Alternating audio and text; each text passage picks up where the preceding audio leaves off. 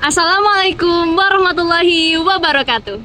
Shalom, Om Swastiastu, Namo Buddhaya, dan salam kebajikan. Halo teman-teman semua, gimana nih kabarnya? Semoga sehat selalu dan selalu diberi lindungan oleh Tuhan Yang Maha Kuasa.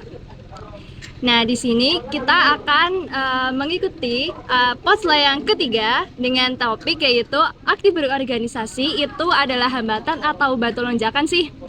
Sebelumnya, kenalin dulu, aku Aida Livia Fatin, biasa dipanggil Aida dari Ilmu Aktuaria angkatan 2023. Di sini aku sudah ditemani oleh narasumber kita yang keren luar biasa nih. Tepuk tangan dulu buat narasumber kita. Boleh diperkenalkan dulu nih, Kak. Oke, sebelumnya perkenalkan, aku Muhammad Safa Aldit Ariela, biasa dipanggil Aldit. Aku dari Teknik Pertanian dan Biosistem angkatan 2022. Oke, terima kasih Kak Aldit sudah membersamai kami di sini. Oke, langsung aja kita mulai podcastnya. Nah, di sini aku pengen tanya nih, sebenarnya tolong ceritain dong Kak Aldit, pengalaman apa sih dan keberhasilan apa sih dalam berorganisasi yang sudah Kak Aldit capai saat berkuliah? Terus menurut Kak Aldit ini apa sih tolak ukur keberhasilan itu sendiri? Oke, sebelum aku menceritakan pengalamanku, lebih bagusnya aku menjelaskan tolak ukur dari keberhasilan itu sendiri dulu. Oke, boleh Kak. Oke, untuk menurutku sendiri, tolak ukur dari keberhasilan kita bisa mengikuti kepanitiaan atau organisasi itu sebenarnya adalah kita bisa mendapatkan input dari keorganisasian atau kepanitiaan itu, dan juga kita bisa memberikan kita bisa mendapatkan output dan juga input dari organisasi dan kepanitiaan itu. Oke. Untuk input sendiri ya ada macam-macam kan, kayak misal skills, terus pengalaman, terus ya intinya yang bisa membuat modal kita untuk membranding diri kita. Untuk output sendiri yang bisa kita berikan untuk organisasi atau kepanitiaan ini itu ya kayak misal kebergunaan kita kepada masyarakat atau kepada mahasiswa lain atau bahkan untuk universitas itu sendiri. Dan untuk keberhasilan yang menurutku udah aku raih atau pengalamanku di keorganisasian dan kepanitiaan ini menurutku udah lumayan cukup banyak. Ada di bidang fakultas, ada di bidang jurusan, dan juga ada di bidang universitas itu sendiri. Kayak contohnya kemarin aku ikut di pengawalan Persendigama itu sebagai manajer cabur-cabur. Terus aku sering juga jadi koordinator di kepanitiaan yang ada di fakultas dan juga jurusan, dan juga sekarang aku sedang menjabat juga jadi ketua BEM Fakultas Teknologi Pertanian periode 2024. Wih, keren banget ya. Jadi tolak ukur keberhasilan nih menurut Kak Aldit ini kalau kita udah punya input dan output buat diri kita sendiri juga buat lingkungan. Terus Kak Aldit ini pengalamannya juga banyak banget ya teman-teman. Ternyata Kak Aldit ini juga ketua BEM di FTP. Nah, pertanyaan selanjutnya, apa sih hambatan dari Kak Aldit ini saat menjalankan aktivitas-aktivitas tersebut? Terus apa sih yang bisa dilakukan oleh Kak Aldit untuk melewati tantangan tersebut? Oke, untuk hambatannya yang pastinya yang pada dasarnya kita ini adalah mahasiswa yang kita tuh memiliki kewajiban di bidang akademik, tuh pasti ya hambatan yang terberat tuh ya menyeimbangkan antara kehidupan akademik dan juga non akademik. Dan apa yang bisa kita lakukan untuk mengatasi itu ya tentunya dengan kita membuat skala prioritas yang kita bisa mengatur mana yang lebih penting pada saat itu untuk kita lakukan. Misalnya di kepanitiaan kita ada di posisi yang lebih tinggi, maka kita lebih dibutuhkan di posisi itu, dan akademik bisa dikerjakan di lain hari atau mungkin deadline-nya masih panjang. Kita lebih baik mengerjakan yang di luar akademik ini, yaitu kepanitiaan dan organisasi ini. Soalnya untuk keberlangsungan dan kelancaran dari acara ini tuh ada di kita.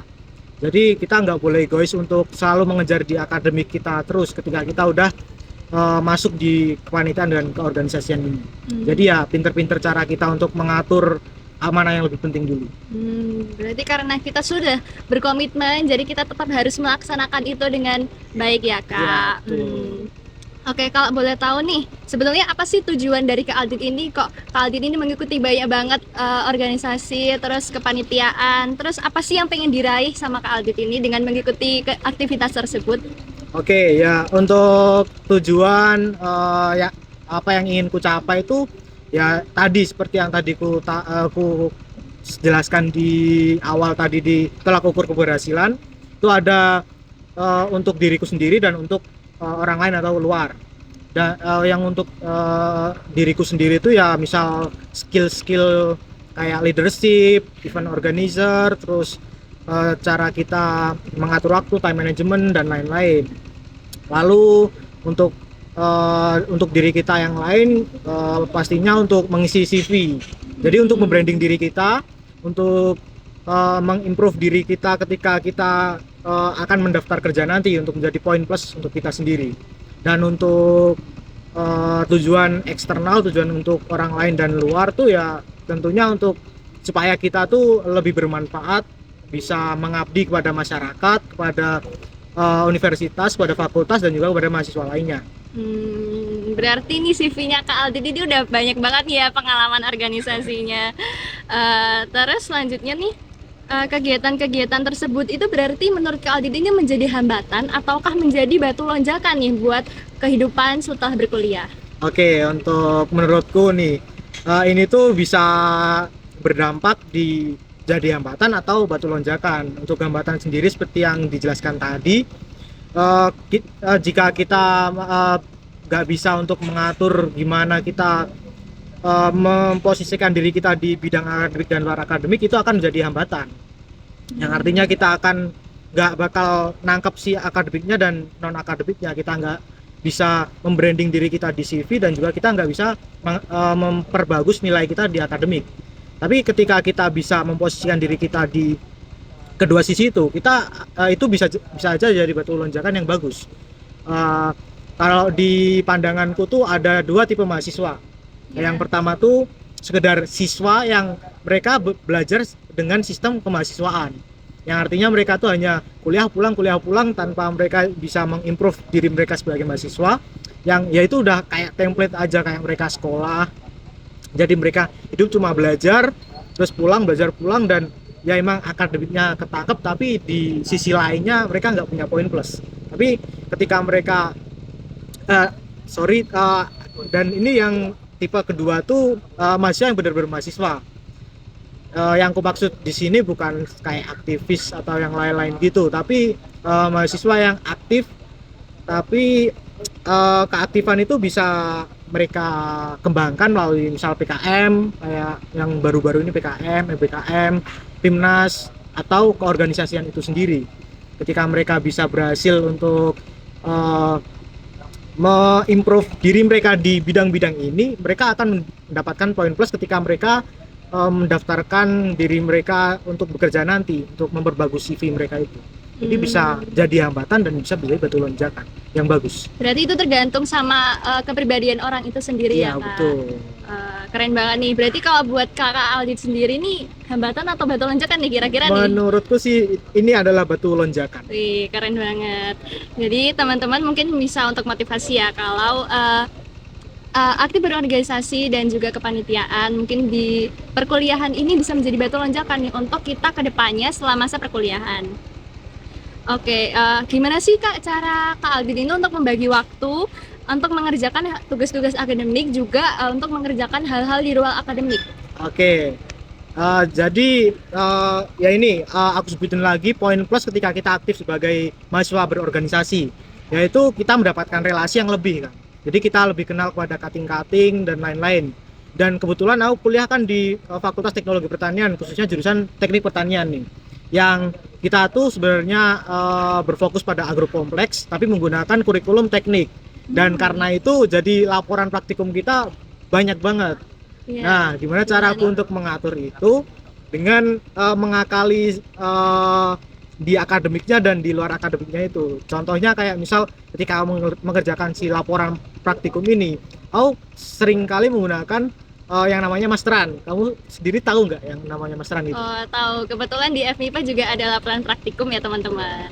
Oke, jadi ya itu kita memanfaatkan masteran buat mengerjakan laporan praktikum kita. Jadi kita nggak perlu lagi untuk mencari-cari referensi yang ya kita cari secara mandiri gitu. Jadi kita bisa mengutip apa yang cutting kita kutip. Jadi itu bisa eh, mempersingkat waktu seefektif mungkin kita mengerjakan laporan, jadi kita bisa menyambi-nyambi di yang lainnya juga gitu.